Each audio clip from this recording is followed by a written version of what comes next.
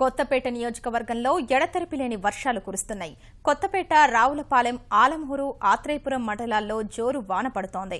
Ravulapalem bus stand ప్రాంగణంలో మోకాళ్ల లోతు నీరు చేరింది.